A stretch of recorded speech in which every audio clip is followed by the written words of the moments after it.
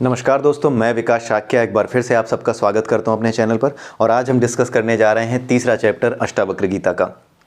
और अष्टावक्र गीता के इस चैप्टर में जनक की परीक्षा ले रहे हैं अब हमारे अष्टावक्र जी।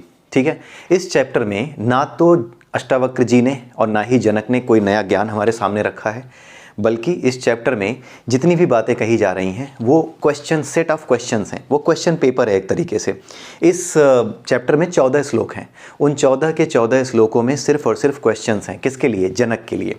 ठीक है, और वो क्वेश्चंस क्यों पूछ रहे हैं अष्टावक्र जी ने पहले चैप्टर में जो बातें जनक जी को बता दी और उसके बाद जनक जी ने अपना जो अनुभव बताया, उस अनुभव को सुन करके, वो अनुभव कुछ ऐसा अनुभव है जो एक अज्ञानी को भी हो सकता है।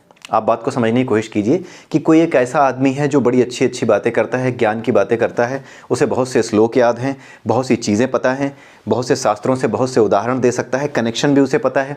ठीक है, लेकिन वो सिर्फ उसने पढ़ा हुआ है, उसने रट लिया है, या फिर ये कह लीजिए कि समझ भी लिया है लेकिन अपने जीवन में उतार नहीं पाया है। ऐसे भी बहुत से लोग हो सकते हैं। तो अष्टावक्र जी ये देखना चाहते हैं कि इसे इन चीज़ों का ज्ञान हो तो गया, ये चीज़ें पता तो चल गई क्योंकि ये समर्पित हो गया था और इसकी जो ज्ञान ग्रंथियां हैं वो खुल गई। ठीक है, जो कुछ भी अटका था इसका, वो कहीं से अटका हुआ था, वो खुल गया। जो ज्ञान की ग्रंथि है वो खुल गई। अब ग्रंथि खुलने के बाद इसे सारी चीज़ों का पता तो चल गया है, लेकिन क्या वाकई में ये पूरा का पूरा ज्ञान इसकी अंतरात्मा में उतर पाया है? क्या ये इस ज्ञान को व्यवहार में ला पाएगा? इस बात को जानने के लिए जो हमारे अष्टावक्र जी हैं वो बड़े ही कठिन क्वेश्चंस पूछते हैं। यहाँ पर आप इन क्वेश्चंस को सुनकर के देखिएगा, ये क्वेश्चंस बहुत कठिन हैं। ये चैप्टर है छोटा सा और जल्दी ख़त्म भी हो जाएगा क्योंकि ये सिर्फ क्वेश्चंस हैं। ठीक है, और इन क्वेश्चंस का मतलब हमें समझना पड़ेगा। आंसर देने से पहले हमें क्वेश्चन को समझना पड़ता है। क्वेश्चन समझ में आ गया तो आंसर बड़ी चीज़ नहीं रह जाता। इफ़ यू आर इन्फॉर्म्ड, अगर आपको जानकारी है तो फिर आंसर को पोर्ट्रे करना मुश्किल नहीं रह जाता। ठीक है, लेकिन अगर क्वेश्चन समझ में ही नहीं आया तो हो सकता है कि क्वेश्चन बड़ा आसान हो फिर भी आप आंसर ना कर पाएँ। इसलिए उत्तर देने से ज़्यादा ज़रूरी है प्रश्न को भली भांति समझना। इस बात को भी आप यहाँ पर समझिए। और अष्टावक्र गीता हो चाहे भागवत गीता हो, ये सब के सब गुरु और शिष्यों के, गुरु के चाहे शिष्य के, दोनों के कर्तव्य को, अपने अपने स्तर पर दोनों के कर्तव्य को, अपने अपने स्तर पर दोनों को क्या करना चाहिए, ये बातें भी इन ग्रंथों के माध्यम से हमें पता चलती हैं। जैसे अष्टावक्र जी यहाँ पर जो क्वेश्चंस पूछ रहे हैं, पहले उसको बता दिया, बताने के बाद उसका जो अनुभव था, उनका जो अनुभव था जनक का, वो अनुभव जनक जी ने बता दिया कि मुझे ऐसा ऐसा लग रहा है, ऐसा ऐसा प्रतीत हो रहा है। तो ये मुझे लग रहा है कि मैं अपने आप को शरीर के रूप में जानता था तो मैं अज्ञानी था, अब मैं अपने आप को आत्मा के रूप में जानता हूँ, मुझ में और आत्मा में कोई अंतर नहीं रह गया है, तो मुझे लगता है कि ये वास्तविक ज्ञान है। तो ये जो वास्तविक ज्ञान है ये है तो सही, लेकिन क्या ये इस तरीके से बस इस जनक को पता चल गया है या फिर ये इनके अंतरात्मा में उतर चुका है? इस बात को जानने के लिए कुछ सेट ऑफ क्वेश्चंस, 14 क्वेश्चंस हैं, वो सेट ऑफ क्वेश्चंस अब अष्टावक्र जी जनक से पूछने जा रहे हैं। ठीक है, तो यहाँ पर यही चीज़ समझाई गई है कि क्वेश्चंस जो होते हैं वो किस तरह से फ्रेम करने चाहिए एक गुरु को, और किस तरह से एक शिष्य को एक्सपेक्ट करना चाहिए कि उससे एक्सपेक्टेशन क्या होती है। अगर किसी विषय को वो समझ लेता है तो उस विषय की विषय वस्तु से किस प्रकार के प्रश्नों की एक्सपेक्टेशन उससे रखी जा सकती है। ठीक है, तो यहाँ पर जो क्वेश्चन पूछे जा रहे हैं ये एक तरीके से जनक को भ्रमित करने के लिए, भ्रमित करने वाले क्वेश्चंस हैं, जहाँ पे वही बंदा सफल होगा, वही आदमी सफल होगा, वही सही उत्तर दे पाएगा जिसके कॉन्सेप्ट क्लियर हो चुके हों। जिसके कॉन्सेप्ट क्लियर ना हो वो प्रश्न घुमाते ही, जरा सा प्रश्न को टेढ़ा करते ही वो फंस जाएगा और आंसर नहीं दे पाएगा। तो ये जो क्वेश्चंस हैं अष्टावक्र जी के, जो जनक से पूछे जा रहे हैं, ये सारे के सारे क्वेश्चंस बहुत ही उलझे हुए हैं, ये उलझा करके सामने रखे गए हैं। लेकिन जो जिस बुक से मैंने रेफ़र किया है, ठीक है, तो उस बुक्स में जिस तरीके से एक्सप्लेन किया गया है और जिस तरीके से जो है इन चीज़ों को हमने परा अपरा और शरीर के 5 कोशों के अनुसार चीज़ों को समझा है, उनके अनुसार अगर हम इन प्रश्नों को समझने की कोशिश करते हैं तो काफ़ी हद तक चीज़ें हमारी समझ में आ जाती हैं। ठीक है, तो आइए देखते हैं सबसे पहला क्वेश्चन क्या पूछते हैं जनक की परीक्षा करते समय। अष्टावक्र जी पूछते हैं कि आत्मा तो अविनाशी है, ये तू जान गया। अष्टावक्र जी कह रहे हैं कि हे जनक, तुम जान गए कि आत्मा अविनाशी है और सबके भीतर वही एक तत्व है जिसे आत्मा कहते हैं।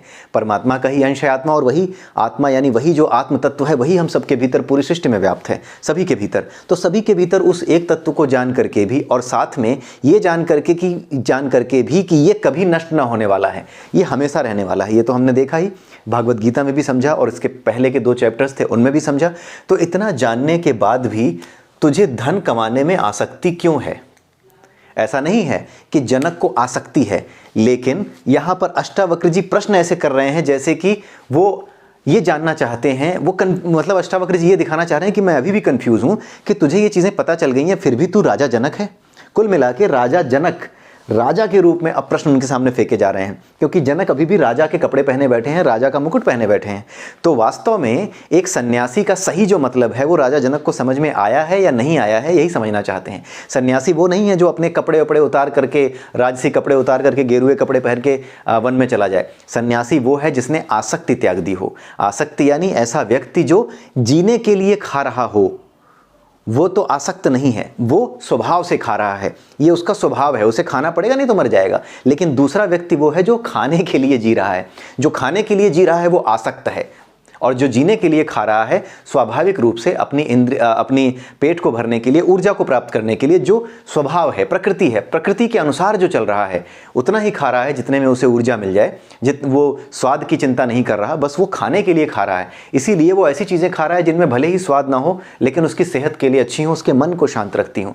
तभी तो सात्विक भोजन की बात की जाती है। तो जो व्यक्ति स्वाद में आसक्त नहीं है, जो जीने के लिए खा रहा है, खाने के लिए नहीं जी रहा है, वो अनासक्त है। तो बात यह है कि मेन जो प्रॉब्लम होती है, लोगों को ये लगता है कि जो आदमी कपड़े छोड़ दे, खाना छोड़ दे, जंगल में रहने लगे, वो सन्यासी है। कुछ आपने देखा होगा, कुछ मूर्ख हैं टीवी चैनलों पे आते हैं, कहते हैं, पूछते हैं सन्यासी कौन होता है, आप सन्यासी किसको कहते हैं। एक आता है बेवकूफ़ सा है, आप उसको देखोगे, यूट्यूब पे पड़ा हुआ है वो, ठीक है। तो आप उसको देखोगे तो उसकी समझ यही है कि सन्यासी वो है जो कपड़े वपड़े छोड़ छाड़ के, राजपाट छोड़ कर कहीं चला जाए। लेकिन असल में सन्यासी वो नहीं जो बाहर से सन्यासी दिखता हो। सन्यासी वो नहीं जिसका तन गेरुआ हो। सन्यासी वो है जिसका मन गेरुआ हो। सन्यासी वो नहीं जो बाहर से ऐसा दिखा रहा हो कि मैं तो सारी चीज़ें त्याग रहा हूँ। सन्यासी वो है जो भोगते हुए भी, यानी अपना काम करते हुए भी मन से आसक्त ना हो उन चीज़ों के प्रति। जो आसक्त नहीं है वो उतना ही लेगा जितना उसके लिए आवश्यक है, बाकी वो समाज कल्याण में जरूर खर्च करेगा। वो बाकी चीज़ें दूसरों के लिए अवश्य छोड़ेगा। वो छीना झपटी वाली पॉलिटिक्स नहीं करेगा, वो इस तरह के काम नहीं करेगा। तो जो व्यक्ति आसक्त नहीं है वो सन्यासी है, भले ही वो राजा ही क्यों ना हो। जो राजा है, राजा के कपड़े पहन के राजकाज चला रहा है, अगर उसके मन में आसक्ति नहीं है और धन कमाने की आसक्ति नहीं है और किसी दूसरे राजा की रानी पसंद आ गई तो उसको उठाकर लाने की आसक्ति नहीं है, मतलब इंद्रिय भोगों में जिसकी आसक्ति नहीं है, राजा को एक कर्तव्य की तरह समझ करके, भाई राजा है तो उसे सेना मिलेगी, उसे सुविधाएं मिलेंगी, उसके चारों तरफ नौकर चाकर रहेंगे ताकि वो सिर्फ राज्य के बारे में सोच सके। अब एक राजा से ये कहोगे अपना खाना खुद बनाना, अपनी चाय खुद बनाना, प्रधानमंत्री से कहोगे अपनी चाय खुद बनाना, सब्जी भी तुम्हें लेके आनी है, कोई बनाने वाला नहीं है तो बनाओगे भी तुम ही, खाओगे भी, तो वो देश के लिए कैसे काम करेगा। इसीलिए जो व्यक्ति देश की संपत्ति हो जाता है, जो व्यक्ति देश के लिए काम कर रहा होता है, जो राजा हो जाता है, उसे ये सुविधाएं देनी पड़ती हैं। ये उसका वैभव नहीं है, ये उसकी स्थिति है, ये उसकी आवश्यकता है, इसलिए ये सुविधाएं दी जाती हैं। ये सुविधाएं उसे अपने आप को महान समझने के लिए नहीं, बल्कि इसलिए दी जाती हैं ताकि वो अपने जीवन को प्रतिपल प्रतिक्षण जनता के लिए समर्पित कर सके। ये होता है, ठीक है। तो आसक्ति क्या होती है? आसक्ति जो होती है वो जो है सन्यासी बनने से रोकती है। अगर कोई व्यक्ति आसक्त नहीं है तो वो राजा होते हुए भी सन्यासी है। जैसे आप सुबह ब्रश करते हैं तो ना तो इस कर्म का कोई फल है, ना आपको इस कर्म के फल की कोई इच्छा है, आप सिर्फ उसे स्वभाव से करते हो। वैसे ही खाना खा रहे हो तो स्वभाव से खाओ, जीने के लिए खाओ, खाने के लिए मत जियो। राजा हो तो राजा का अभिमान नहीं होना चाहिए, राजा हो तो सेवक की तरह तुम्हें झुक जाना चाहिए।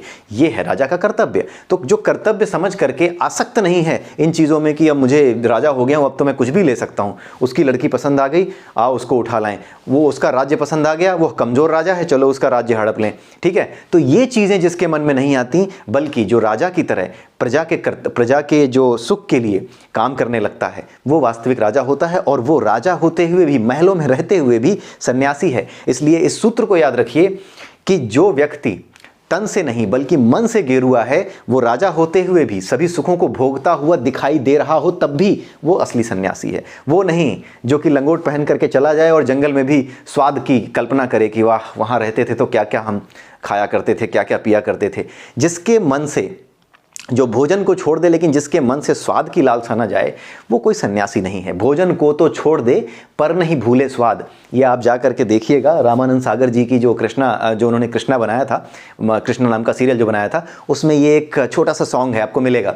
भोजन को तो छोड़ दे पर नहीं भूले स्वाद, अर्जुन ऐसा त्याग है केवल मिथ्यावाद, मिथ्या त्याग है ये, ठीक है। तो यहाँ पर इस चीज़ को समझना होगा, सनातन धर्म के अनुसार संन्यास क्या है उसे आपको ठीक से समझना होगा। केवल मुंह खोल के बोल देने से कुछ नहीं हो जाता कि आप बहुत बड़े ज्ञानी नहीं हो जाते। अपने सब्जेक्ट की चीज़ें तो तुम्हारी समझ में नहीं आई और दुनिया को तुम संन्यास समझाओगे, तुम्हारी इतनी औकात हो गई है तो उनको भूल जाइए, उनकी बातें मत सुनिए, वो बेवकूफ़ हैं, ठीक है। आप अपने हिसाब से उनकी बातें सुन करके अपने हिसाब से संन्यास की परिभाषा नहीं, बल्कि जो हमारे शास्त्र कह रहे हैं, जो भगवान ने कहा है, उसको समझिए कि संन्यास वास्तव में क्या है। और ये लॉजिकल आपको लगेगा, ये आपको लॉजिकल लगेगा कि यही संन्यास की वास्तविक परिभाषा है। ये केवल ऐसा नहीं कि लिखा है किताब में इसलिए मान लो, यही वास्तविक सत्य है। आप खुद अनुभव करके देखिए कि क्या आपको खाना छोड़ देना पड़ेगा? खाना छोड़ दोगे तो मर नहीं जाओगे, ठीक है, लेकिन खाना है आपको, तो खाना है तो इसलिए खाना है ताकि जीवित रह सको, स्वाद लेने के लिए नहीं खाना है। जैसे ही स्वाद लेने के लिए खाओगे तुम्हारा अपना तो नुकसान होगा ही, तुम क्या करोगे, तुम दूसरों के भी हक का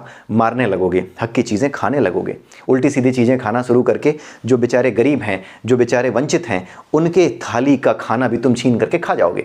तो इसीलिए वासना का त्याग असली संन्यास है। भले ही तुम राजा के रूप में हो चाहे किसी रूप में तुम हो, अगर तुम मन से गेरुआ हो, तन से नहीं, जो मन से गेरुआ है वही सन्यासी है। इस बात को समझना होगा। तो यहाँ पर अष्टावक्र जी जनक के सामने यही क्वेश्चन पूछते हैं कि आश्चर्य है, तू तो राजा, अभी भी राजा है।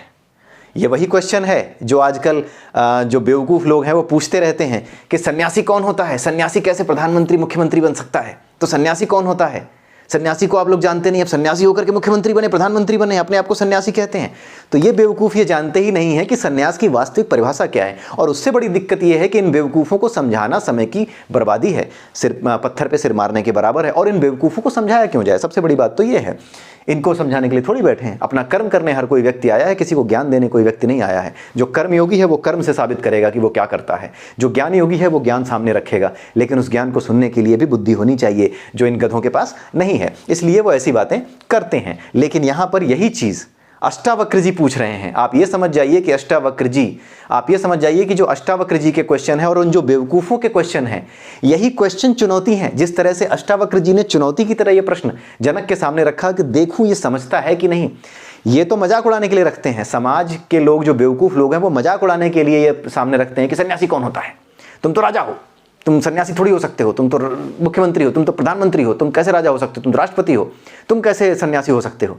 लेकिन यहाँ पर अष्टावक्र जो पूछ रहे हैं वो क्वेश्चन भी सेम ही है जो ये बेवकूफ़ पूछते हैं। लेकिन अष्टावक्र जी ये जानने को पूछ रहे हैं कि ये जो सामने बैठा हुआ है राजा जनक जो बैठे हुए हैं, क्या इन्हें वाकई में आत्मज्ञान हुआ है, क्या इन्हें वाकई में ये समझ में आया है कि सन्यास क्या है, या फिर इन्हें भ्रम हुआ है।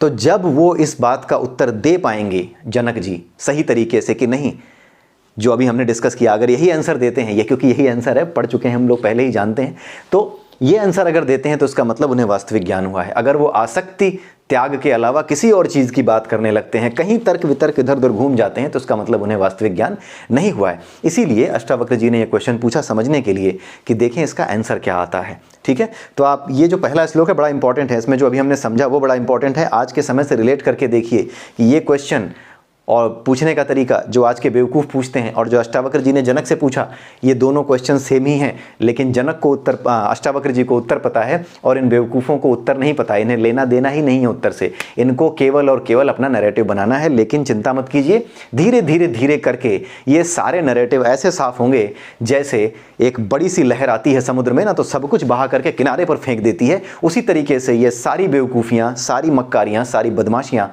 आने वाले समय में एक साथ सब परिवर्तन की जो लहर उठने वाली है, उस लहर के साथ ये उस पार लग जाएंगे। इनका कोई भविष्य नहीं है, वो चाहे कितनी भी बदमाशी कर लें, उनका कोई भविष्य नहीं है। कुछ भी उनके जीवन में परिवर्तित नहीं होने वाला। वो आज जिस हालत में है, आने वाले समय में मुंह दिखाने लायक भी नहीं रह जाएंगे। ठीक है, आइए देखते हैं दूसरे श्लोक में। दूसरे श्लोक में दूसरा क्वेश्चन है। दूसरा क्वेश्चन क्या है? आश्चर्य है। वो कह रहे हैं कि बड़े आश्चर्य की बात है कि तू अभी भी राजा है। मतलब कुल मिला के वो उसके राजा होने पे, राजा जनक के राजा होने पर ही ये प्रश्न उठा रहे हैं कि जरा देखें तुम राजा होते हुए भी सन्यासी हो सकते हो, ये समझ पाए हो कि नहीं समझ पाए हो। इसीलिए ये सारे प्रश्न पूछे जा रहे हैं। यहाँ पे अष्टावक्र जी कहते हैं कि बड़े आश्चर्य की बात है कि आत्मा के अज्ञान से विषय का भ्रम होता है। आत्मा के अज्ञान से विषय का भ्रम होता है। जब तक हम अपनी आत्मा को नहीं जानते तब तक हमें यह भ्रम होता है कि ये संसार ही सत्य है, इस विषय में ही वास्तविक सत्य की प्रतीति होती है। जैसे सीप में चांदी की प्रतीति होती है। जैसे सीप, अगर हमें ना पता हो कि ये सीप जो है ये सीप है, चांदी नहीं है, तो दूर से उस सीप को देख करके, उसकी चमक को देख के ऐसा लगता है कि ये तो चांदी है, और उसको पाने के लिए हम लालायित हो जाते हैं। ठीक है, तो ठीक उसी तरीके से जब तक हम आत्मा को नहीं जानते हैं तब तक हम क्या कर रहे हैं, इस सीप को जो वास्तव में चांदी नहीं है इसे चांदी समझ रहे हैं, इस विश्व को चांदी समझ रहे हैं, इस संसार को चांदी समझ रहे हैं, चमकीली वस्तु समझ रहे हैं, वास्तविक ज्ञान इसी को समझ रहे हैं, वास्तविक सुख इसी को समझ रहे हैं।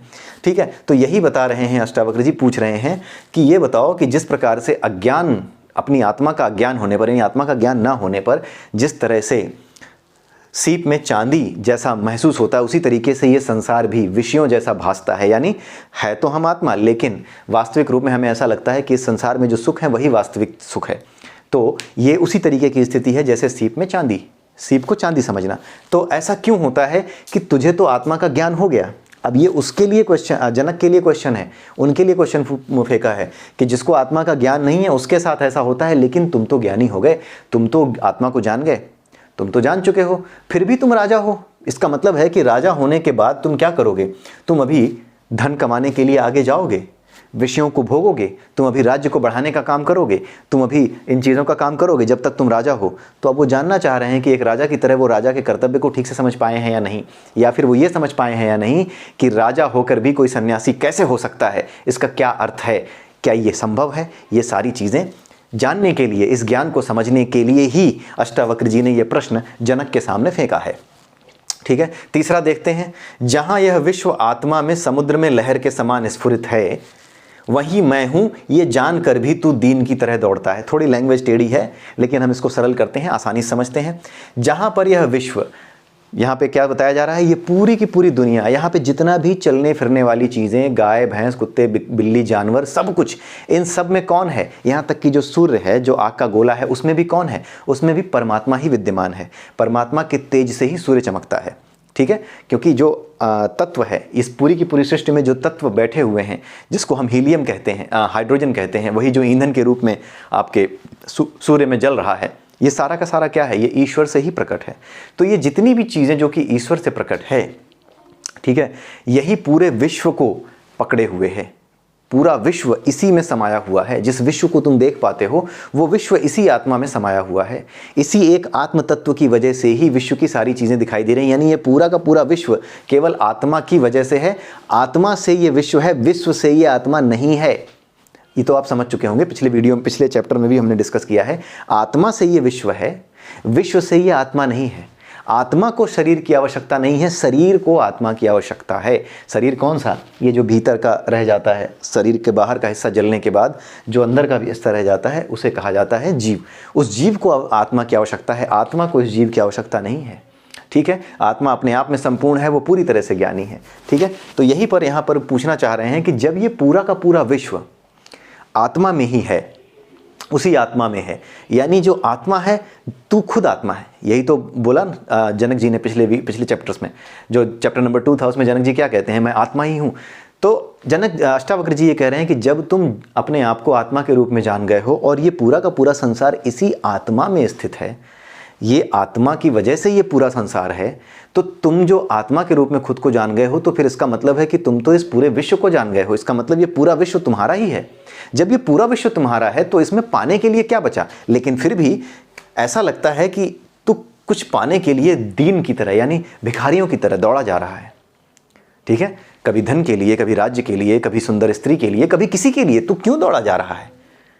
फिर से ये क्वेश्चन क्यों, क्योंकि अभी भी जनक राजा हैं, राजा के रूप में सामने बैठे हैं। तो ये जानने के लिए कि राजा के रूप में ये सन्यास को मन से गेरुआ, कुल मिला के ये है कि ये तन से गेरुआ होने के बजाय मन से गेरुआ हो चुका है कि नहीं, बस ये जानना है अष्टावक्र जी को। इसीलिए क्वेश्चन पूछे जा रहे हैं, ये चुनौती डाल रहे हैं अष्टावक्र जी उस जनक के सामने कि तुम तो अभी भी राजा हो, इसका मतलब तुम अभी भी क्या करोगे, अभी भी तुम जो है राज्य बढ़ाओगे, अभी भी तुम चीज़ों के पीछे भागोगे, राज्य के पीछे भागोगे, राज्य के सुख के पीछे भागोगे, तुम जो है और रानियाँ इकट्ठी करोगे, ये सारी चीज़ें तुम करोगे। तो ये करें चाहे ना करें जनक जी, लेकिन अष्टावक्र जी कह रहे हैं कि तुम तो राजा हो, तो राजा के हिसाब से तुम लग रहा है ये सब करोगे। तो ये क्वेश्चन घुमा करके ऐसे डाले जा रहे हैं जहाँ पे क्वेश्चन में से क्वेश्चन के सार को पहले समझना होगा जनक जी को, उसके बाद आंसर देने होंगे। तो आप समझ करके देखिए कि क्वेश्चन का लेवल क्या होना चाहिए अगर आप शिष्य की वास्तविक परीक्षा लेना चाहते हैं। जो विषय आपने अपने शिष्य को पढ़ाया है उस विषय में अगर आपको सही से परीक्षा लेनी है, उसके वास्तविक ज्ञान की परीक्षा लेनी है, तो आपके क्वेश्चंस हमेशा उसे चुनौती देने वाले होने चाहिए, उसे चैलेंज करने वाले होने चाहिए, उसके अनुभव को चैलेंज करने वाले होने चाहिए, ना कि उसके जानकारियों को।